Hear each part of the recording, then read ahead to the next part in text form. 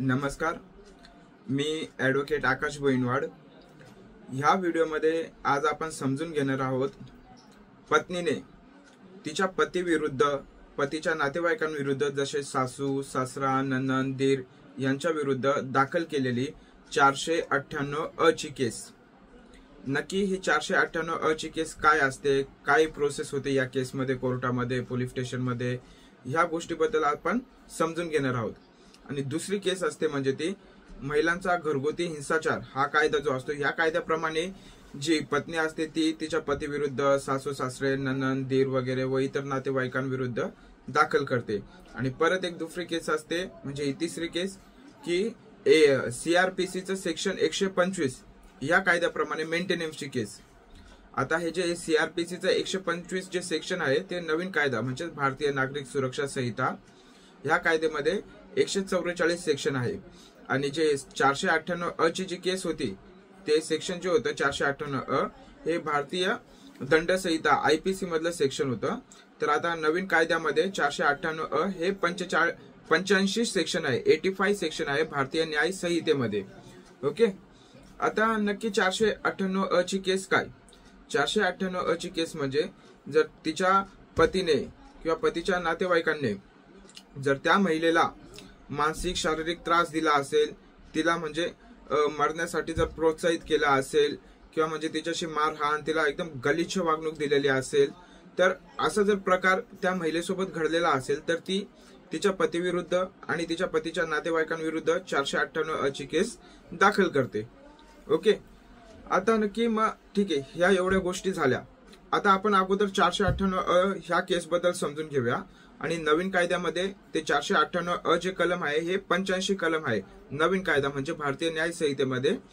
पूर्वीचा जो कायदा होता भारतीय दंड संहिता ह्याच्यामध्ये 498 अ हे सेक्शन होतं। नवीन कायदा भारतीय न्याय संहिता या कायद्यामध्ये ते 85 सेक्शन आहे।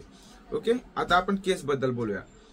बघा, जेव्हा कधी पत्नी म्हणजे ही 498 अ ची केस दाखल करते तर अगोदर ती महिला तक्रार निवारण कक्ष जे असतं तिथं अर्ज द्यावा लागतो तिला।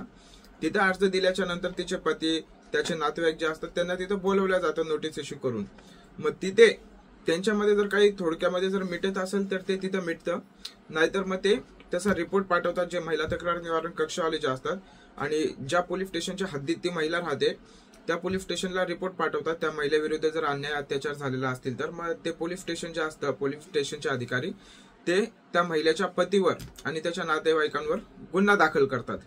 ओके, मग आता समजा पोलीस स्टेशनला तसा रिपोर्ट गेला, त्याच्यानंतर हे जे असतात ते पोलीस अधिकारी काय करतात, जो नवरा असतो त्या महिलेचा आणि त्या नवऱ्याचे जे कोणी नातेवाईक असतील, त्याचे आई वडील, भाऊ बहीण वगैरे हे जे कोणी असतील यांना नोटीस इश्यू करतात की तुमच्या विरुद्ध 498 अ व इतर कोणत्या कलमान जे काय अजून दुसरे कोणते सेक्शन असतील त्या सेक्शन प्रमाणे तुमच्या विरुद्ध गुन्हा दाखल झालेला आहे, म्हणून तुम्हाला आम्ही ही नोटीस देत आहोत की तुम्ही गुन्ह्याला सहकार्य करा, चौकशीला सहकार्य करा, म्हणून पोलीस स्टेशनला हजर राहा अशी नोटीस देतात। एक म्हणजे अजून काही कंडिशन असतात त्या नोटीसमध्ये, पण मी थोडक्यात सांगितलं।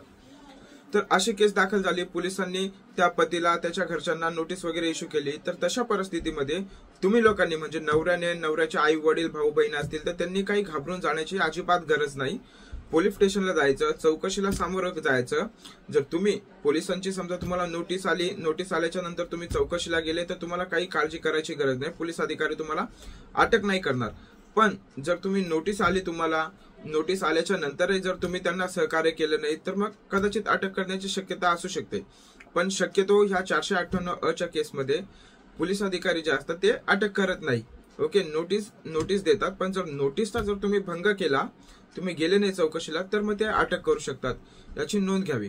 ओके, पण अटक जी असते ह्या 498 अटक म्हणजे अरेस्ट करणार, पोलीस अधिकारी तुम्हाला पकडणार, हे जे असतं ना हे 498 अ च्या केसमध्ये म्हणजे शक्यतो अटक करत नाहीत।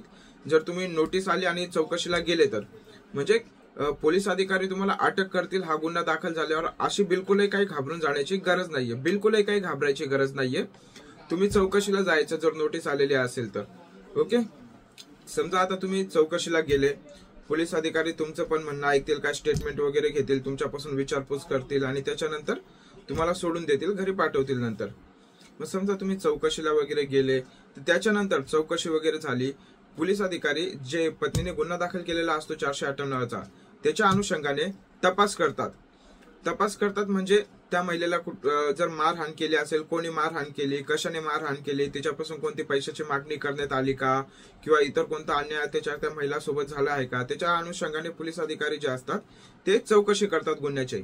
आणि त्यांची चौकशी झाल्याच्या नंतर ते काय करतात, जे कोणी आरोपी असतील म्हणजे त्या महिलेने ज्या लोकांविरुद्ध तक्रार दिली, म्हणजे जसं तिचा नवरा असेल, सासू सासरा दीर व इतर कोणी नातेवाईक ज्यांचे नाव असतील गुन्ह्यामध्ये, त्या लोकांविरुद्ध पोलीस अधिकारी कोर्टामध्ये दोषारोपपत्र दाखल करतात म्हणजे चार्जशीट.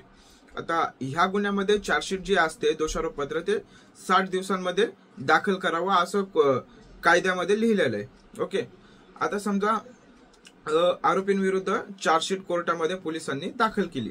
चार्जशीट दाखल झाल्याच्या नंतर जे आरोपी असतात म्हणजे तिचा नवरा, सासू सासरे, ननंद दीर वगैरे जे कोणी असतील त्यांना कोर्टामधून जामीन घ्यावा लागतो आणि त्याच्यानंतर जामीनदारी द्यावा लागतो.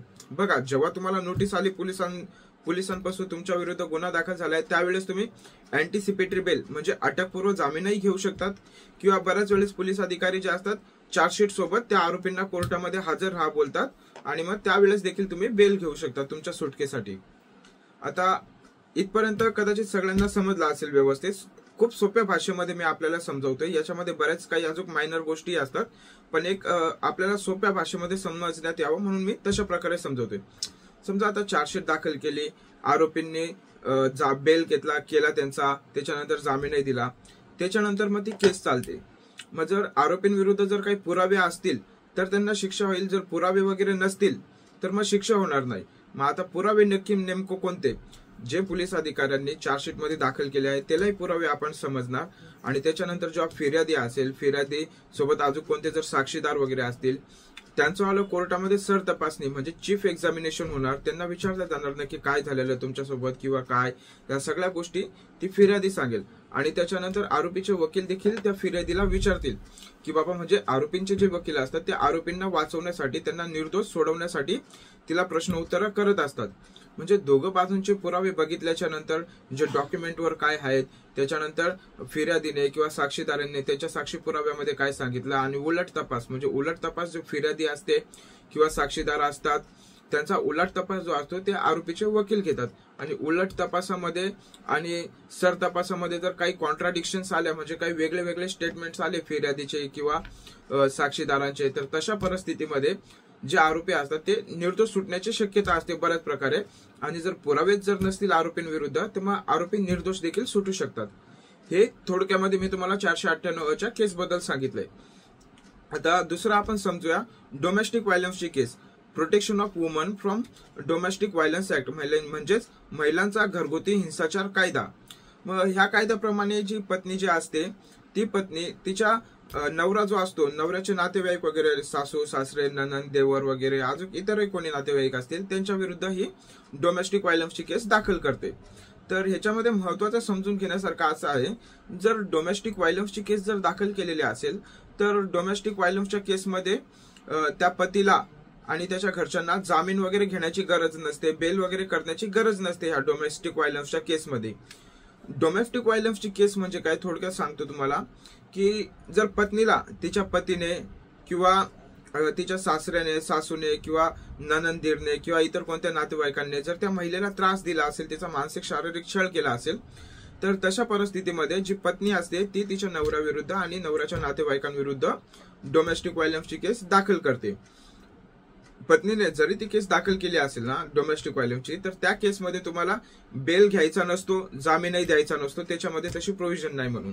ओके, मग नक्की डोमेस्टिक व्हायलन्स मध्ये अजून काय काय होतं.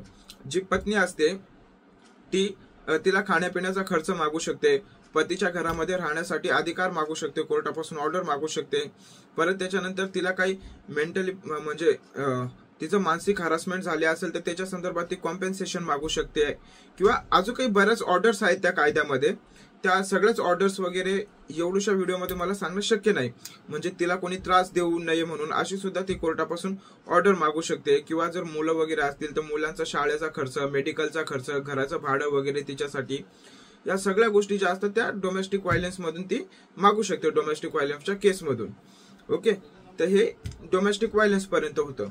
मग आता तिसरी जी केस होती जी 125 CRPC criminal procedure code 125 section, आता हा जो कायदा आहे क्रिमिनल प्रोसिजर कोड हा आता रद्द झाला आहे. म्हणून जर आता महिलेला अजून जर ती मेंटेनन्सची केस दाखल करायची असेल तर ती नवीन कायदा म्हणजेच भारतीय नागरिक सुरक्षा संहिता ह्या कायद्यामध्ये कलम आहे 144. तर मग ह्या कायद्याखाली देखील ती आणि ह्या कलमाखाली देखील ती तिच्या पतीविरुद्धच दाखल करू शकते केस बरं का मेंटेनन्सची. हा जो भारतीय नागरिक सुरक्षा संहिता याच्यामध्ये जे कलम आहे 144, तर त्याच्यामध्ये ती फक्त तिच्या नवऱ्यालाच पार्टी बनवू शकते आणि त्याच्यापासूनच महिन्याचा खाण्यापिण्याचा खर्च मागू शकते. ओके, त्याच्यामध्ये ती तिच्या नवऱ्याच्या घरच्यांना अडकवू नाही शकत. बरं, एवढ्या सगळ्या गोष्टी आता मी तुम्हाला सांगितल्या. कदाचित थोडस जर फास्ट झाला असेल तर तुम्ही व्हिडिओ परत बघा. पण पत्नीने तुमच्या सुनेने तुमच्या विरुद्ध ह्या केसेस जरी दाखल केल्या असतील ना तरी तुम्हाला एवढी घाबरून जाण्याची अजिबातही काही गरज नाहीये. ह्या ज्या केसेस असतात ह्या तुमच्या घरगुती केसेस असतात, म्हणजे तुमच्या मॅट्रिमोनियल डिस्प्यूट आहेत, तुमच्या आपसमध्ये घरातल्या केसेस आहेत. याच्यामध्ये एवढी घाबरून जाण्याची तुम्हाला बिलकुलच गरज नाही आहे. कारण मी बघितलं आहे, माझे काही बरेच पक्षकार आहेत, त्यांच्या सुनेने पत्नीने जर अशी काही केसेस दाखल केल्या त्यांच्या विरुद्ध तर पूर्ण म्हणजे मेंटली ते डिस्टर्ब होऊन जातात, पूर्ण टोटली डिस्टर्ब होऊन जातात मेंटली आणि घाबरतात. कारण कसं आता बऱ्याच व्यक्तींनी कधी ते पोलीस स्टेशन बघितलेलं नसतं, कोर्ट कचेरी बघितलेली नसते. त्यांच्यासाठी ह्या सगळ्या ज्या गोष्टी आहेत ना तुमच्यासाठी पूर्णपणे नवीन आहेत त्या गोष्टी. ठीक आहे, तरी जर झाल्या असतील अशा काही कायदेशीर गोष्टी तरी ह्या गोष्टींमध्ये ह्या केसेसमध्ये तुम्हाला घाबरण्याची अजिबात गरज नाहीये. मी असं नाही बोलत घाबरायचं नाही बिलकुल. बघा, आज म्हणजे महिलांवर काही महिला आहेत की खरंच त्यांच्या विरुद्ध खूप अन्याय अत्याचार झालेला आहे, खूप म्हणजे खूप भयंकर लेवलला अन्याय अत्याचार झालेला आहे काही महिलांविरुद्ध. पण ह्या ज्या केसेस आहेत या लग्नाच्या संदर्भातल्या काही महिला ज्या आहेत त्या खोट्या केसेस देखील दाखल करतात त्यांच्या पतीवर, सासऱ्यावर, सासूवर, सुनेवर, नंदेवर वगैरे. सून नाही बरं का, सून सॉरी, म्हणजे नवऱ्यावर, तिचा सासरा असेल, सासू असेल, ननंद असेल किंवा देर असेल व इतर कोणी नातेवाईक असेल यांच्या विरुद्ध खोट्या केसेस देखील ती पत्नी जी असते ती दाखल करते. म्हणजे सगळ्याच केसेस खोट्या आहेत असंही नाही, सगळ्याच केसेस खऱ्या आहेत असंही नाही. पण महिलांविरुद्ध अन्याय अत्याचार झालेला आहे हे देखील खरं आहे आणि त्या पतीवर, त्याच्या नातेवाईकांवर खोट्या केसेस देखील झालेल्या आहेत हे देखील बऱ्याच प्रकारामध्ये बघितल्या जाते आजच्या डेटमध्ये. म्हणून अशा जर केसेस जरी झालेल्या असतील ना तरी एवढं काही घाबरून जाण्याची गरज नाहीये. जर तुम्हाला वाटतं तुम्ही जर काही केलेलं नाहीये ना, तुमच्या पत्नीला जर तुम्ही काही मानसिक शारीरिक त्रास दिलेला नाहीये तुम्ही किंवा तुमच्या आई वडिलांनी, भाऊ बहिणीने, तर काही घाबरून जाण्याची गरज नाहीये. केस चालवायची कोर्टामध्ये, जे असेल तो न्याय निर्णय होईल कोर्टामध्येच. आणि ही गोष्ट जी आहे ना ती तुमच्या दोघांसाठी, पत्नीसाठी आणि पतीसाठी. जर तुमच्या दोघांचं आपसमध्ये जमत नसेल, म्हणजे तुम्ही खूप प्रयत्न केले की एकत्र राहण्याचा, प्रेमाने राहण्याचा, म्हणजे तुमचे नातेवाईक आले, तुमच्या दोघांमध्ये मीडिएशन झालं, म्हणजे समझोता वगैरे झाला की आता भांडण नाही करायचे, आता व्यवस्थित राहायचं, प्रेमाने राहायचं. जर अशा काही गोष्टी झाल्या असतील, जर तुमचं नातं टिकत असेल तर तुम्ही नातं टिकवा. जर नातंच टिकत नाहीये, तुमच्यामध्ये भरोसाच नाहीये एक दुसऱ्यांवर, म्हणजे पत्नीच खूप त्रास देते, पतीच खूप त्रास देतो, ह्या जर गोष्टी सततच जर चालू असतील ना तर मग घटस्फोट घेऊन तुम्ही दोघांनी मोकळं होणं हेच म्हणजे तुमच्या दोघांसाठी कदाचित उपायकारक असेल. कारण तुमचं जे विवाहाचं नातं आहे ना ते जोर जबरदस्तीने टिकत नाही. कोणचंही नातं असू द्या, जोर जबरदस्तीने नातं कधीच टिकत नाही. ही गोष्ट तुम्ही लक्षात घेणं अत्यंत गरजेचं आहे. कारण कधीपर्यंत तुम्ही तुमचं जे नातं आहे ते जास्त वेळ खिचत राहणार. म्हणून जर टिकत नाही नातं, होत नाहीत गोष्टी सॉल्व्ह, तर वेगळं होऊन जा घटस्फोट घेऊन. ओके, जर अजून काही तुमचे जर काही प्रश्न असतील तर मला तुम्ही ते कमेंटमध्ये विचारा. आता मी ह्या 3 केसेस बद्दल तुम्हाला सांगितलं.